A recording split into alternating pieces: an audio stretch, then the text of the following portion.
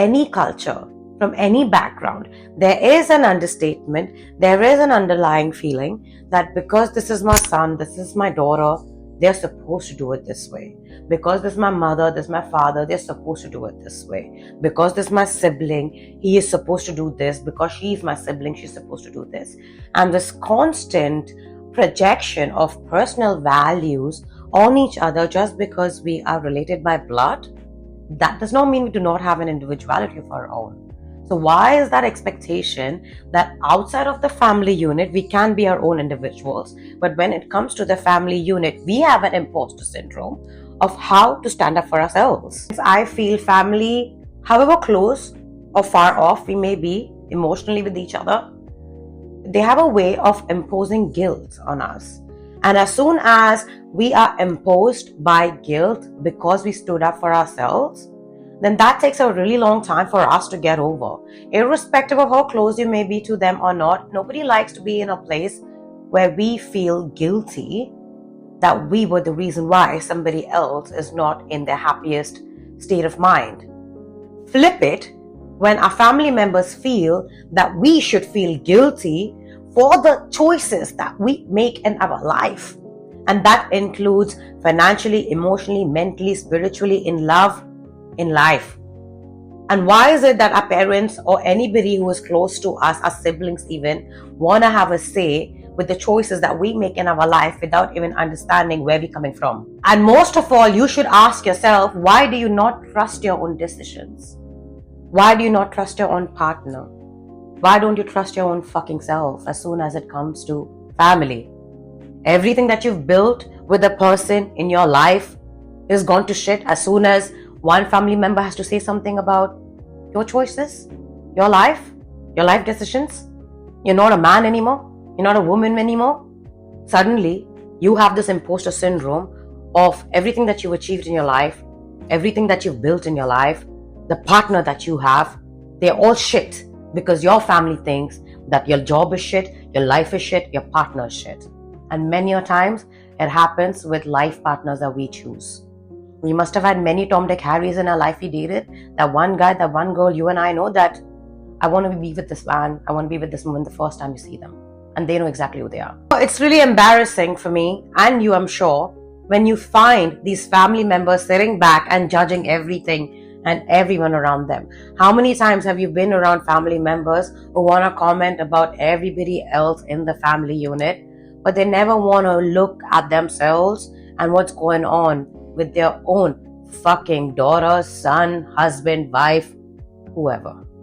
But at the end of the day, when they see another family unit that's doing well, they want to firstly impose all that energy that's going on in their family unit towards this family. And if it's not between two families, it's between people that we want to bring into the family. And if it's not about people who we want to bring into the family or we want to go towards, it's about what we do in our life overall. People normally, when it comes to family, want to run their mouths and they think having gossips and rumors about people from the family makes them important. And if you're truly realistic, not everybody is lucky as you and I to have supportive mothers and fathers and siblings. Many a times, there are good women and good men who are born into a family of karmics. This is the generational curse that you and I and people carry when the closest enemy is the mother, the closest enemy is the father, the closest enemy is the sibling, the aunties, the uncles, whatever the fuck. Because at the end of the day, some of us believe that there's blood ties, but there are soul ties. And today I'm talking about people who reincarnate, who believe in reincarnation first the fuck for. And you come into this life making a soul promise to somebody else who've been with you in every lifetime, in every fucking generation you guys have met. Today you may not be tied by blood, but are you recognizing that person? Because truly sit with yourself and analyze the relationships that you have in your life. And some relationships just happen. Some connections just happen. There are people in your life right now, one call from them, you're at ease. You just want to hear their voice. You just want to be in their presence. You just want to feel their energy.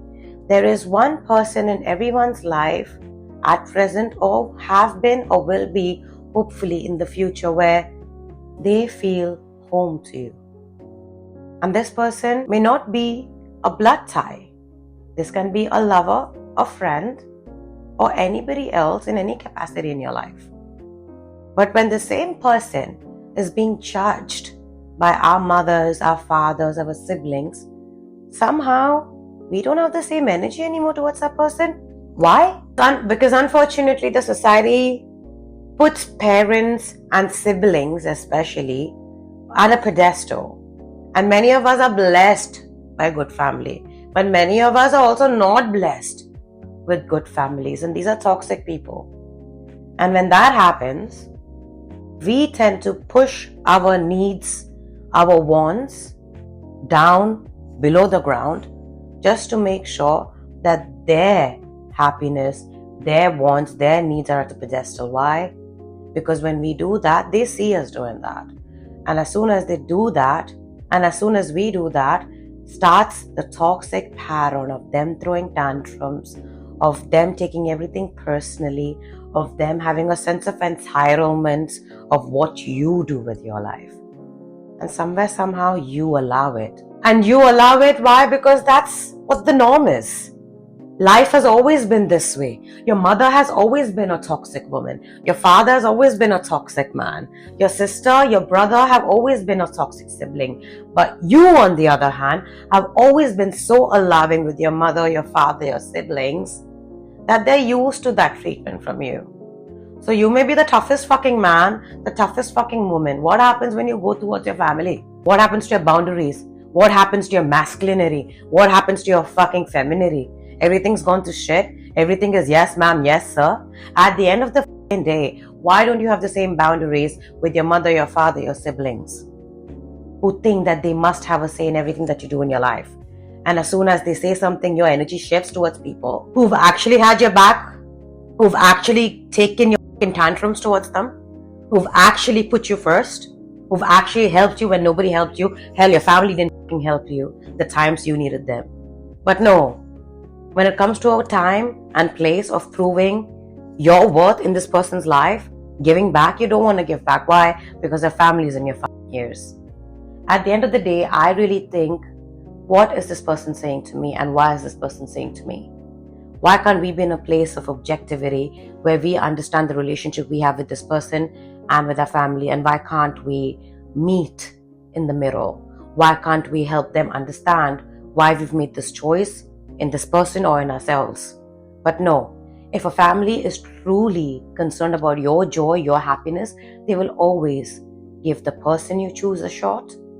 They'll always choose what you choose in your life a fucking shot. Every relationship has to have respect and reciprocity, irrespective of she or he being your mother, your father, or them being your siblings.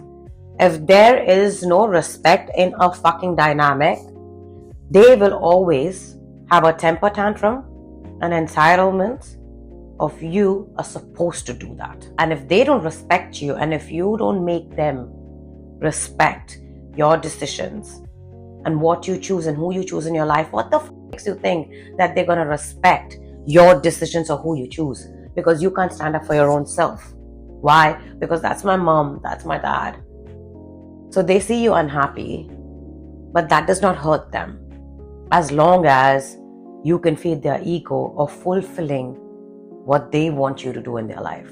So they don't care who you wake up to next day, next year, after 20 years. If you're miserable in a relationship, as long as you married the woman your mother wanted you to marry, the man your father wanted you to marry, whatever it may be. So at the end of the day, you're like a fucking guinea pig that they just want to try and test things on. Because there are many families and there are many mothers and fathers who respect their daughter's decision, who respect their son's decision, because they have birthed us, but they see us as individuals.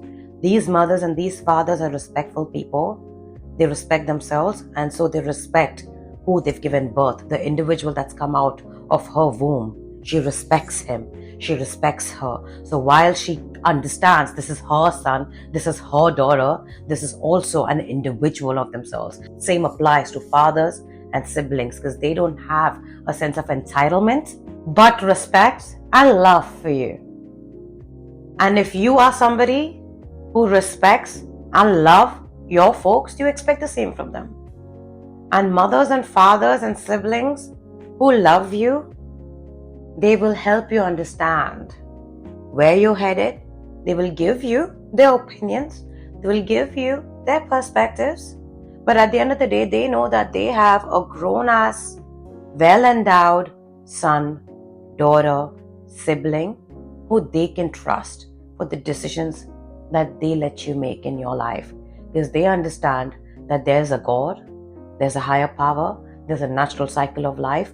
And when you have made a decision for yourself, it's either a blessing, it's either a lesson. But at the end of the day, life is a journey.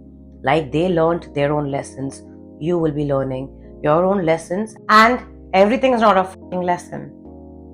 You carry your own soul's journey's karma. And that's why it's called ancestors and karmic journey. So yes, you may have parents who are connected by blood and siblings who are connected by blood, but you don't know the karma that they carry and you carry, and what's your soul's purpose. But dysfunctional families, toxic mothers, toxic fathers and siblings take that expectation of you of wanting respect and reciprocity when you give them that as an attack. They take that as an entitlement. I am your mother, I'm your father, I'm your sibling. How dare you not value what I have to say? So they don't give you opinions and perspectives.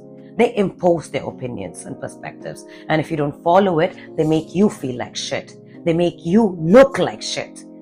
And more so, they start playing God in your life. So everything that you do in your life, from a kid to your adolescence to a adult and a grown-ass man and woman today, you have to ask your mother for everything. You have to ask your dad for everything. You're scared to even ask them for anything. And you're always concerned about, what is my dad going to say? What is my mother going to say? How is my parents going to feel about my lover?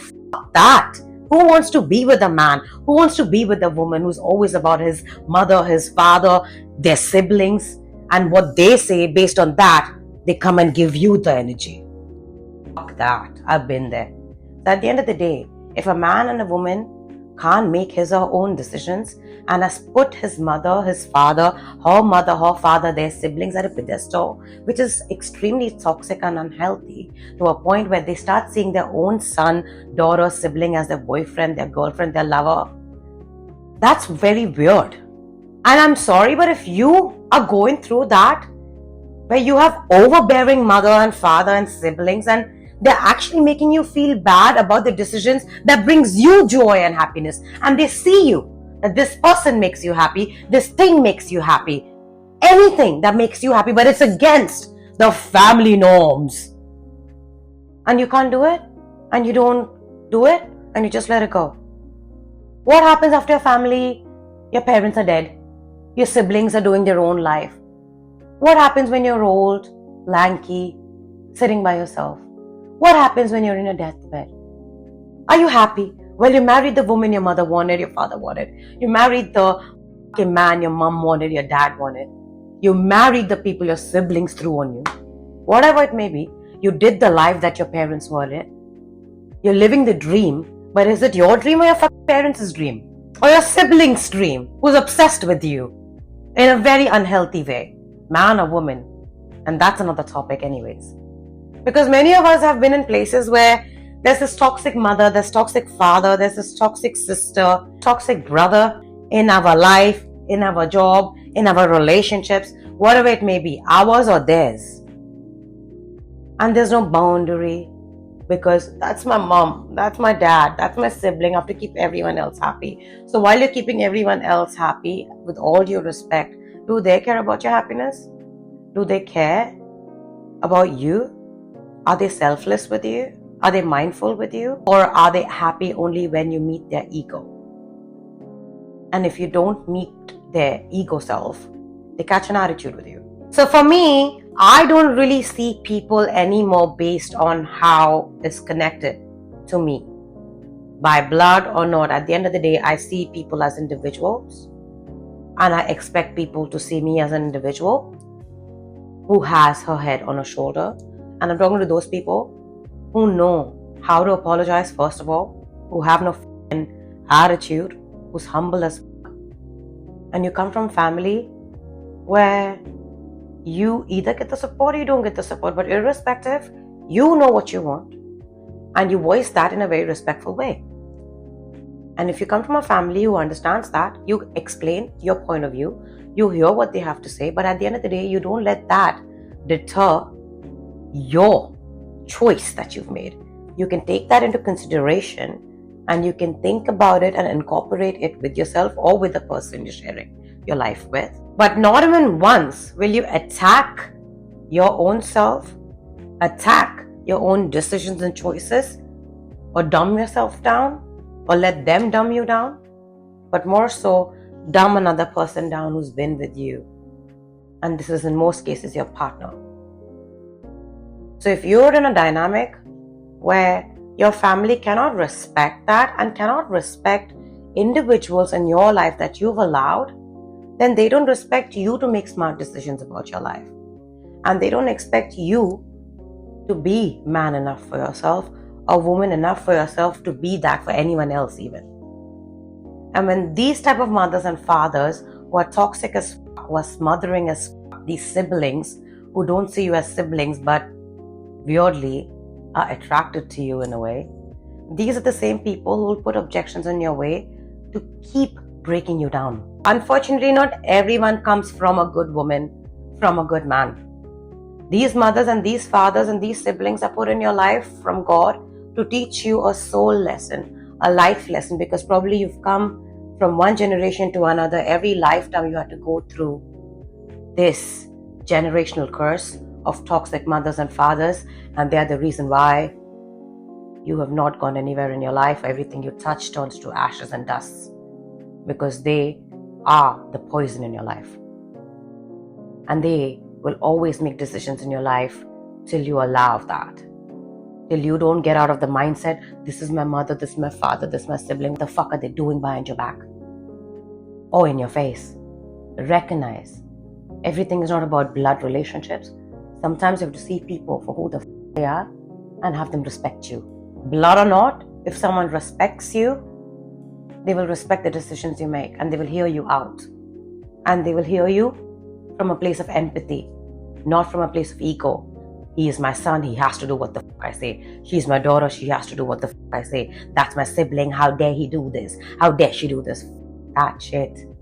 You're a grown-ass man, you're a grown-ass woman. If you can cut people off, if they don't treat you right, and if you're not able to cut your own toxic mother, father, your own toxic sibling off, then where the fuck are you going to go in your life? What decisions are you going to make in your life going forward? And what happens when they leave your life, when you're left alone? Like I said, how are people going to feel when you leave this life? And are you doing stupid things because of their pressure? Are you being a karmic in somebody else's life? Are you being a tyrant because of your parents and your siblings? Think about it. Because there'll come a time in your life where you look back and you just realize your entire fucking existence of 20, 30, 40, 50, 80 years has been someone else's decision altogether. You've always lived a life where you've been a people pleaser for your father, for your mother and your siblings because they were connected to you by blood. When in reality, they don't give a fuck about you. So we have to be real. Not every mother, not every father is glorious and is righteous, is a mom, is our dad, is our home. Some mothers and some fathers and some siblings are here to only teach you a soul lesson, a life lesson that you always failed. Every lifetime you let them do their shit because it's family. Cut toxicity out of your life, irrespective of him being your father, her being your mother, or them being your sibling. Will these people, will your mother, your father, your sister who's toxic all your life have the same energy before cutting you off for some big amount of money, big amount of success, for anything that's important to them and their ego? If it came to a point of cutting you off and taking that, would they choose you and give that up, or would they choose their ego over you? Do they have the same sentiments towards you that you have towards them? What has history showed you? What has the past showed you? These are your folks, right? What have they done for you? Are you blinded? Do you not see when people are trying to show you? When God is trying to show you? So yeah, they may be your mother, your father, she may be your sibling, he may be your fucking sibling. What have they done behind your back? Again, what are they doing in your faces? And for how long are you going to be blind? Do they give a fuck about your feelings? Have they ever asked you how you feel? Who is more of a home for you? Is it truly your mother, your father, your sibling, or is it a whole new person altogether? Or is it a whole new thing that you do for yourself? Where do you feel at home? Where does your soul rest? Where does your heart feel at peace?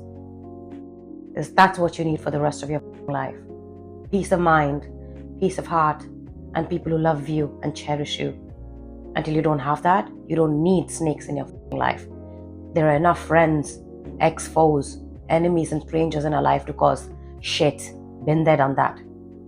So the family that you choose, make sure you focus on that versus the family that you have if they don't have your back.